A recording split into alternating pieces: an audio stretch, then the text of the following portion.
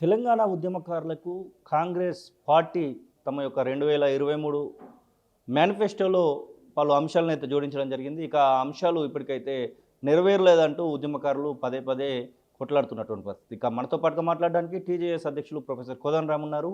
నిన్నే వారు టీపీసీసీ అధ్యక్షుడు మహేష్ కుమార్ గౌడ్‌కి ఒక వినతి పత్రం అయితే అందించడం జరిగింది. అసలు ఏమనుకుంటా ఉంది కాంగ్రెస్ ప్రభుత్వం అడిగి తెలుసుకుందాం. సార్ నమస్తే. నమస్తే. నిన్న మీరు పీసీసీ అధ్యక్షుడిని కలవడం జరిగింది. ప్రధానంగా ఉద్యమకారుల విషయంలో చర్చించడానికి. అసలు మీరేం చెప్పారు? పీసీసీ నుంచి ఎలాంటి సమాధానం వచ్చింది? అంటే ఎవరమైనా ఉద్యమకారులందరం కూడా కూర్చొని మాట్లాడుకొని ఒక ఏకాభిప్రాయానికి వచ్చినాం. అందరం కూడా అనుకున్నది గవర్నమెంటు ఉద్యమకారుల కమిటీ ఒకటి వేయాలి, సంక్షేమ బోర్డు. ఆ సంక్షేమ బోర్డు ఉద్యమకారులను గుర్తించిన తర్వాత అందరికీ గుర్తింపు కార్డులు, అదేవిధంగా సంక్షేమ పథకాల్లో వాటా, తర్వాత 250 గజాల స్థలము, ఇవన్నీ పథకాలను అమలు చేయాలి అని చెప్పి అడుగుతున్నాం. ఈ విషయమై ఇదివరకు వివేక్ వెంకటస్వామి గారిని కలిసినాం.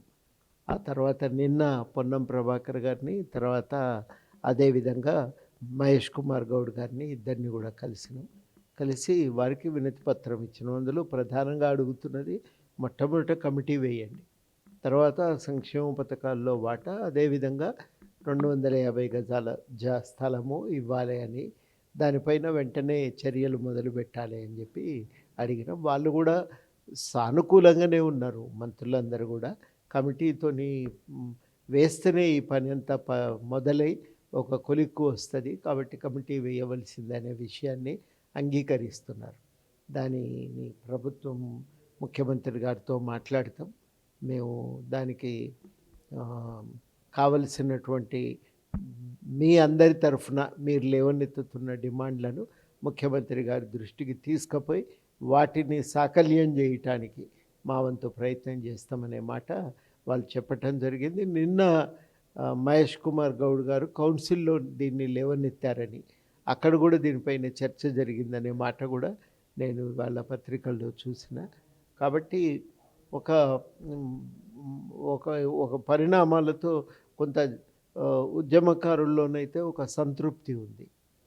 నిజమే, ఇది మంచిదే ఇట్లా జరగటం, ఈ పరిణామాలు ఇంకా ఇట్లాగే మరి తొందరగా మనకు న్యాయం జరిగితే బాగుండు, ఒక నిర్ణయం జరిగి కమిటీ వేస్తే బాగుండు అనే ఆశ ఇవాళ ఉద్యమకారుల్లో ఉన్నది. తెలంగాణ జాగృతి అధ్యక్షురాలు కవిత ఒక అడుగు ముందుకేసి మానకొండూరులో 5 ఎకరాలను ఉద్యమకారులకు కేటాయించాలంటూ జెండాలు పాతినటువంటి సందర్భాలు కూడా చూస్తూ ఉన్నాం. ఇలా వ్యతిరేకత కూడా వస్తూ ఉంది కదా ప్రస్తుత ప్రభుత్వం పైన. మీరు ఆ ప్రభుత్వంతో 2023 ఎలక్షన్స్లో కొట్లాడినటువంటి సందర్భం ఉంది, కలిసి కొట్లాడినటువంటి మీరు ఉన్నారు కాబట్టి ఇలాంటి వ్యతిరేకతను ఎలా ఎదుర్కొంటారు?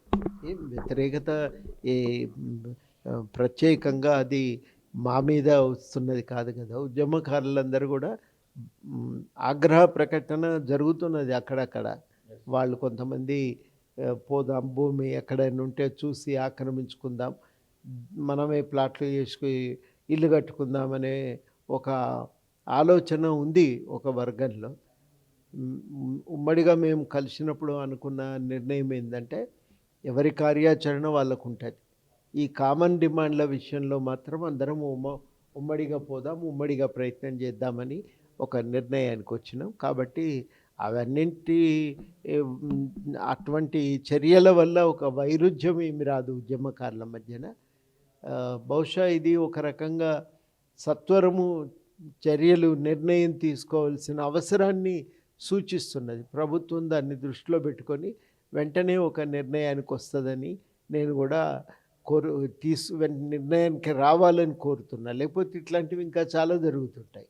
అట్లాంటి వాటికి జరుగుతున్న పరిణామాలను దృష్టిలో పెట్టుకొని వెంటనే ప్రభుత్వం ఒక నిర్ణయం తీసుకోవాలని విజ్ఞప్తి చేస్తుంది.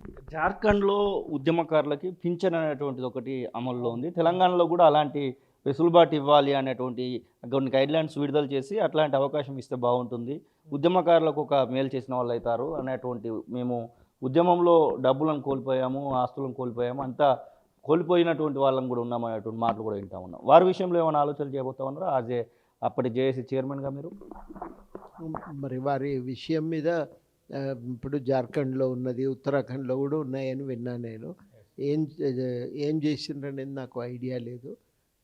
మొత్తం మీద అటువంటిదేదో మన దగ్గర కూడా అమలు కావాల్సిన అవసరం ఉంది. సో ఇవాళ కొత్తగా రాష్ట్రం ఏర్పడ్డప్పటి నుంచి అందరూ ఆళ్ళు ఈ ఈ ఇట్లా మన దగ్గర వస్తే బాగుండు అనే కోరిక చాలామందిలో వ్యక్తమైంది. అప్పుడు మాత్రం కేవలం గుర్తింపు కార్డులు ఇవ్వటం అనేదే ఉద్యమకారుల సమావేశాల్లో జరిగింది. అయితే అక్కడితో ఆగకుండా సంక్షేమ పథకాలు కూడా అడగాలి అనేది అక్కడ ఈ మీటింగుల్లో మొట్టమొదట వ్యక్తమైంది. ఆ వ్యక్తమైన దాని ప్రకారమే ఇవాళ అనేక సంఘాలు పుట్టుకొచ్చి వాటి సాధన కోసం ప్రయత్నం చేస్తున్నాయి. ఎస్. ఇక నీళ్ళకు సంబంధించినటువంటి చర్చ చాలా ఊపందుకుంది. ముఖ్యంగా పాలమూరు రంగారెడ్డికి సంబంధించినటువంటి విషయంలో అటు ప్రతిపక్షం ఉన్నటువంటి కేసీఆర్ దానికి సంబంధించి, అలాగే ఇటు రేవంత్ రెడ్డి ఇద్దరికి కూడా మాటల యుద్ధం నడుస్తూ ఉంది. ఉరేసినా తప్పు లేదనేటువంటి మాటలను ప్రత్యక్షంగా చెప్తా ఉన్నాడు ముఖ్యమంత్రి రేవంత్ రెడ్డి అప్పుడున్నటువంటి పాలకులను. మీరేమంటారు అసలు ఈ విషయంలో? నిజంగానే బీఆర్ఎస్ తప్పు చేసింది అనుకోవచ్చా? ఇప్పుడున్నటువంటి కాంగ్రెస్ పార్టీ ముందరికి పోవట్లేదు అనుకోవచ్చు? వాస్తవం ఏంటంటే తెలంగాణ రాష్ట్ర సాధన యుద్ధమే నీళ్ళ కోసం సాగింది. దాని ఉద్యమానికి ట్యాగ్ లైన్లో మొట్టమొదటిది నీళ్లు, నిధులు, నియామకాలు. ఈ నీళ్ళ కోసం సాగిన పోరాటం ఒక రకంగా చెప్పాలంటే తెలంగాణ పోరాటం సారాంశంలో అది నీళ్ళ కోసం జరిగిన పోరాటమే. అంత కీలకమైన పోరాటం తర్వాత ఏర్పడ్డ రాష్ట్రంలో బీఆర్ఎస్ ప్రభుత్వము ఆ ఆకాంక్షలకు విరుద్ధంగా వ్యవహరించింది. పైకేమో మేము పెద్ద ఎత్తున ప్రాజెక్టులు కడుతున్నాం, సాగునీటి రంగంలో న్యాయాన్ని చేస్తున్నామని అన్నారు. ప్రజలకు చూడటానికేమో చెప్పింది మాట అది.